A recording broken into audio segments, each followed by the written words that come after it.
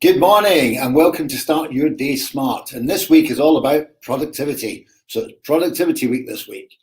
And you're here with Martin Baillie, your business coach. So thank you for joining. If you're joining now, so say hello. So say good morning. Let us know you're there. Drop some comments into that chat box.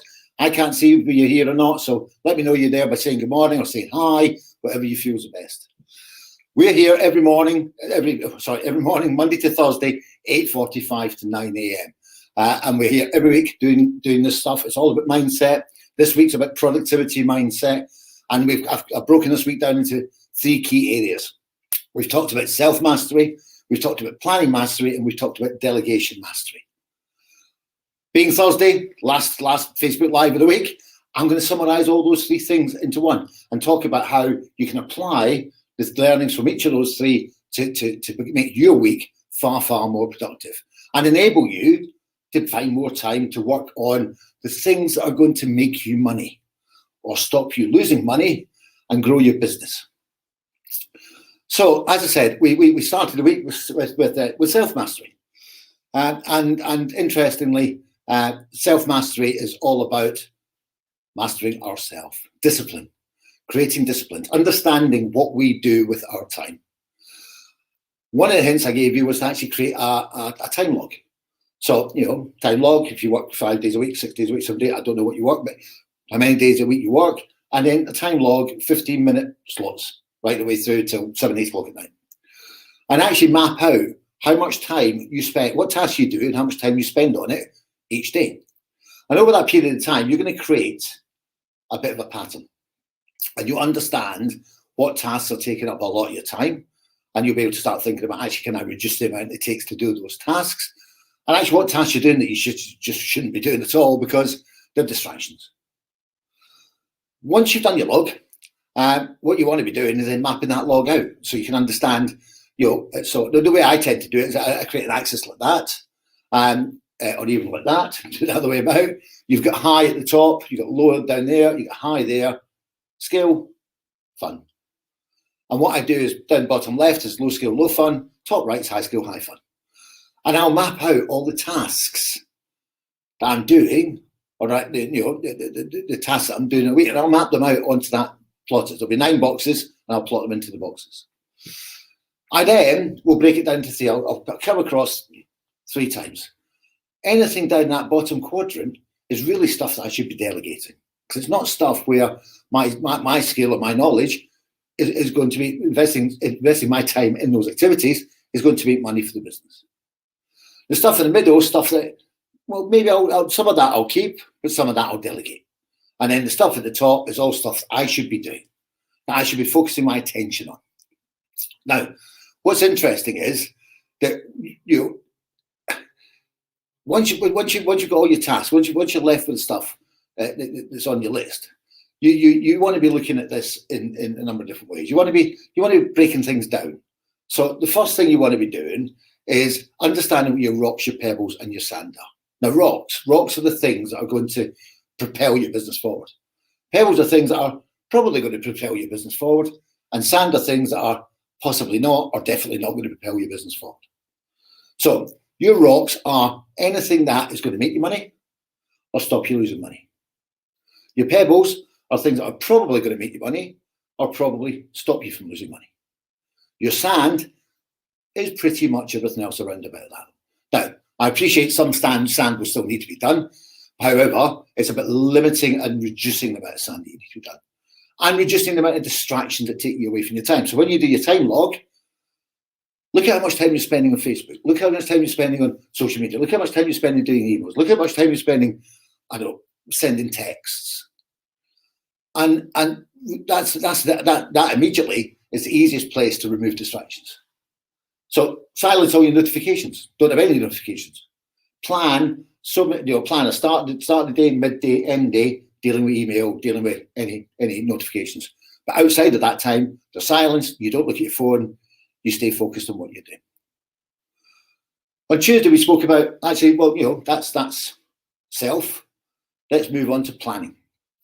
Now, the planning bit, we've already talked about rocks, pebbles, and sand, and the fact that rocks are things that are going to make you money or stop you losing money.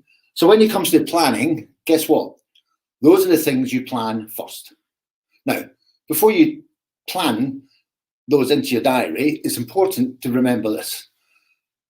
Plan the day before, the night before. So plan the next day the night before.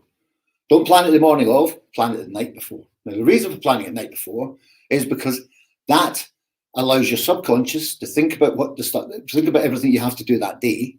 And actually, it will answer a lot of the hows by the time you get to that day, which will mean that you become a lot more efficient, a lot more effective, and you'll get things done quicker. The other thing is start by planning. When you start planning the day, plan your rocks in first. Put the rocks in and give them a time segment of when you're going to have them complete. Then apply your pebbles. So the things that possibly could say maybe make you money or possibly stop you losing money. And then if there's any other space, drop the sand in. Now, if you take that approach every day, then you will find that you're productive and your business will move forward because you're focusing your time on the right activities, not any activity, on the right activities. Now, I also spoke about frogs. Frogs are interesting things because, as I said the other day, they sit in your plate, they bounce around, they're grizzly, they're hard and slimy, but they never go away. Well, they do go away, but they only go away when you're prepared to deal with them. Now, they're there on your plate, bouncing around for ages for a reason. And that reason is normally because you don't want to do it or you don't enjoy doing it. So therefore, you kind of avoid it, trying to ignore it. But they won't let you ignore it. They're there. And the longer they're there, the more stressful it becomes because you keep on looking at them going, I know I've got to do this, but I don't want to do this. And the stress builds and builds and builds. The one way of getting rid of that stress very, very quickly is to deal with the frog. Now, in your diary, planning the night, plan your day the night before, then plan your frog in to your diary. But plan it in when you're at your best, when you know you've got the highest energy, the highest focus, you feel energized, you can tackle the world. That's when you do your frog, because you'll do it in half the time than you will when you're not energized. It'll take you twice the length of time when you're not energized. So get that frog in your diary and eat it, as they say. Eat the frog. Get the frog gone. You will find all of a sudden this weight will be lifted off your shoulders. You'll start looking at all the other stuff you've got to do, and it won't be so stressful. And you'll start to work your way through it a lot quicker.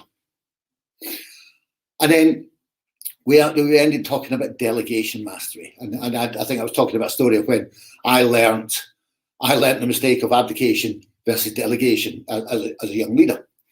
And delegation is really important because all that sand, all that stuff that you maybe even some of it you may even like doing, but you shouldn't be doing, needs to be delegated. And the first step of doing that is accepting that you need to let go. You can't hold on to everything all the time. You can't be that control person. You can't hold everything to you because all you're going to do is stifle your business from growing. So the only way to allow yourself and your business to grow is to let some things go that are not as important as the things that you still hold on to. But to do that effectively, you've got to delegate effectively, not abdicate, delegate. And there were some key rules around the delegation that that's about. They all sort of fitted around who, what, how, and when. So who? First rule of delegation, who? Who's the right person to delegate this task to? Do they have the right skill? And do they have the right support? Or what support do I need to give them? Second rule is what? Be very, very clear on your brief.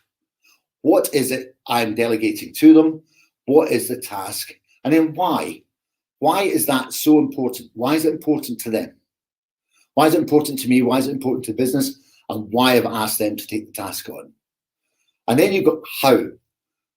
Map out, create a picture of what a good job looks like, giving them an idea of what you're expecting from the task that you're delegating to them. And then there's when, and this is the important bit, because this is when you maintain responsibility for it.